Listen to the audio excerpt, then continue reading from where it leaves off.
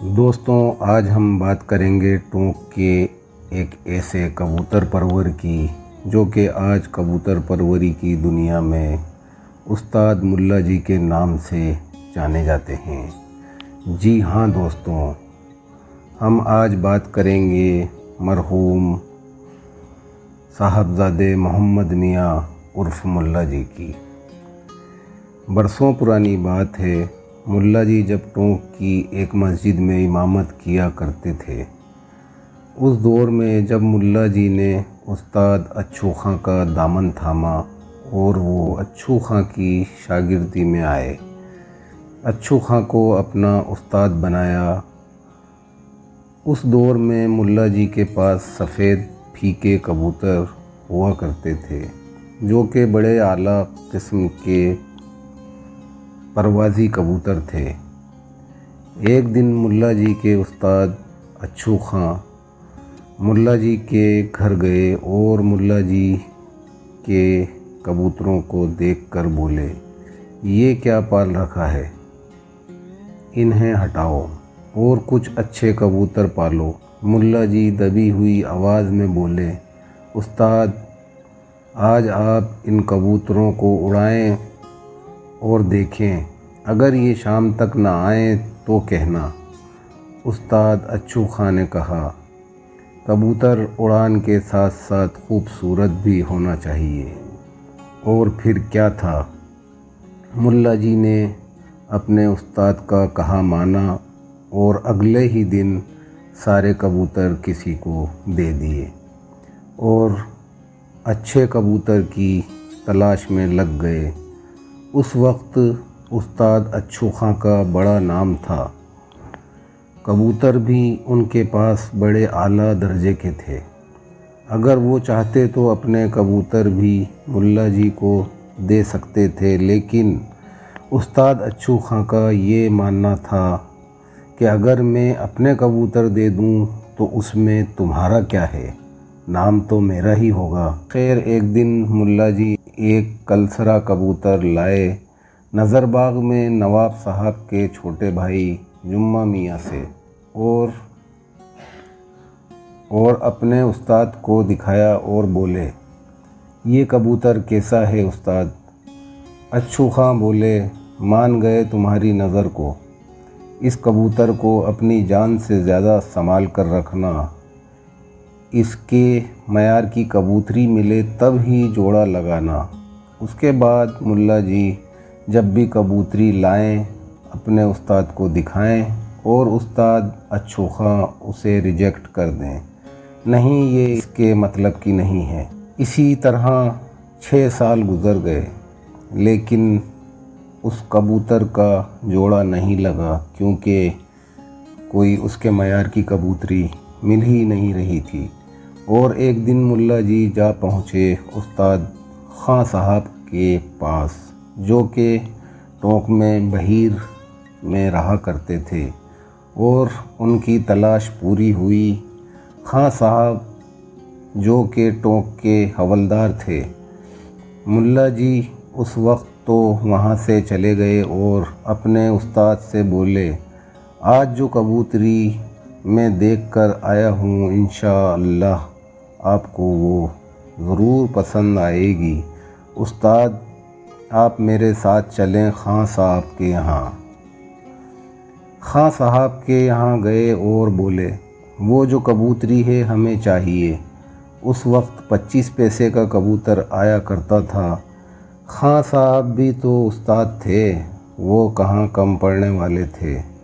खां साहब बोले, ले जाइए, लेकिन 100 रुपये की है। मुल्ला जी ने 35 रुपये लगा दिए, लेकिन खां साहब तो खां साहब ही थे, वो टस से मस ना हुए और मुल्ला जी और उस्ताद अच्छू खां वहाँ से चले गए।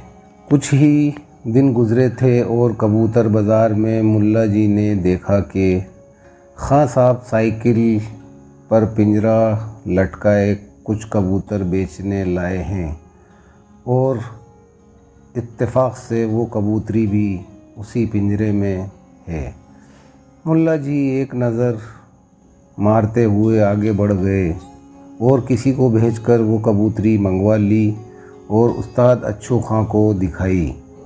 और अच्छू खां बोले, ये जोड़ा आपके सिरहाने रख लो और यही जोड़ा आपका नाम रोशन करेगा। उसके बाद उन्होंने उस जोड़े से कबूतर बनाए जो कि कलसरे कबूतर हुआ करते थे, जो कि मुल्ला जी वालों के नाम से फ़ेमस हैं आज भी। हालांकि उस कंडीशन में नहीं हैं, लेकिन आज भी कलसरे कबूतर मुल्ला जी वालों के नाम से मशहूर हैं टोंक के अंदर और बेइंतहा उनकी उड़ान है। मुल्ला जी जो थे उनका एक कच्चा मकान था, अमूमन सबके ही कच्चे मकान हुआ करते थे तब। कवेलू वाला छपरे वाला मकान हुआ करता था और आंगन में कबूतर हुआ करते थे और छप्पर पे ची ची करते बच्चे बैठ जाया करते थे। और मोहल्ले के जो बच्चे थे वो आकर पत्थर मार के उन बच्चों को उड़ा दिया करते थे और वो चमक के जब बच्चे आगे निकल जाते थे तो उस बच्चे को कोई पकड़ लिया करता था। जिस किसी के भी हाथ लग जाता था तो वो आकर मुल्ला जी से ये कहता था कि मुल्ला जी हमने आपका बच्चा पकड़ लिया। तो मुल्ला जी कहते थे, नहीं वो मेरा नहीं है, मेरे तो सारे अपने घर पर ही हैं। और मुल्ला जी हमेशा ये कहकर कोई भी उनके यहाँ जाए कि मुल्ला जी आपके यहाँ का बच्चा हमने पकड़ा है, और मुल्ला जी ये कहते, नहीं मेरे तो सब मेरे घर पर हैं, जो चला गया वो मेरा नहीं है।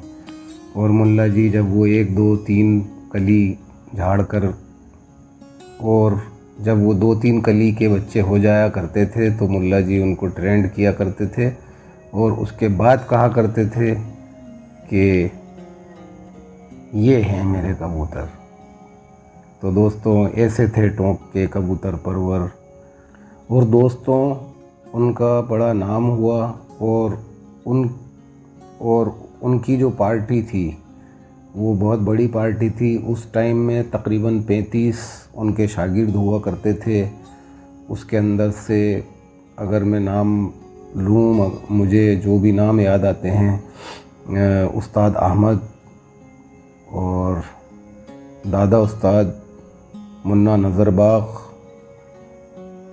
और भंवर तेली, नफीस, फरीद, नाथू, जुम्मा। खैर बहरहाल बहुत सारे नाम हैं जिनके नाम मैं लेना भूल गया या मुझे नहीं मालूम, वो मुझे माफ़ करें। लेकिन उस वक्त की एक बड़ी पार्टी थी मुल्ला जी की जिसके अंदर 35 शागिर्द हुआ करते थे।